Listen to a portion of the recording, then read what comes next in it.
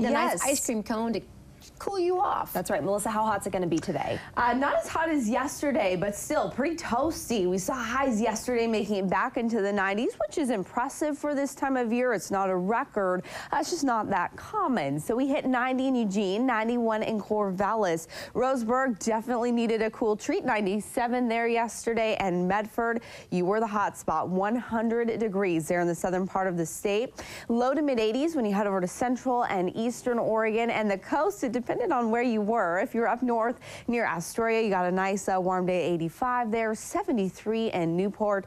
In North Bend, a little bit cooler. You saw the winds shift sooner than everyone else. So highs there staying in the low 60s.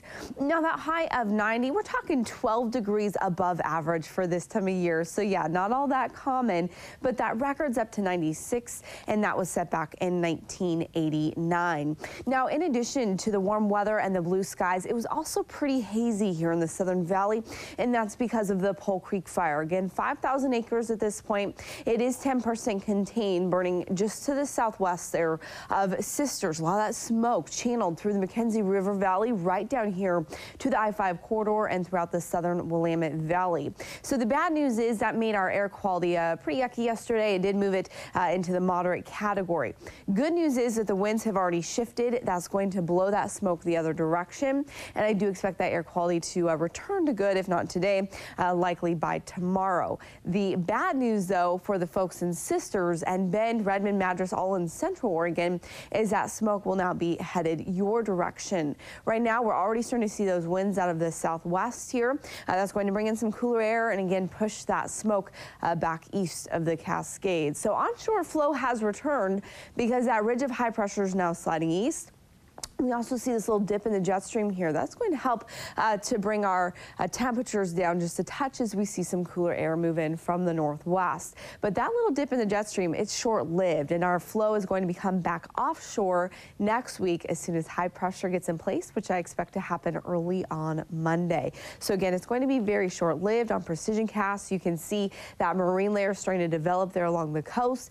You'll see that by late in the day as we head into Saturday, a few morning clouds, back to afternoon sunshine, and then Sunday we see those clouds redevelop along the coast, but that'll be the last time as we get to Monday. Again, clear skies once again. So back to about 60 for those of you from Newport down into Coos Bay. Sun breaks here this afternoon, and the wind will be from the west at about 5 to 10 miles per hour. We'll get back into the mid 60s starting on Monday, staying there through next week with overnight lows right at about 50. The Umpqua Basin, not as hot as yesterday. We're not talking 97, but still 91 there in Roseburg, nice and warm. Winds will be out of the northwest. You will see those temperatures drop all the way back to the mid 80s for both Saturday and Sunday.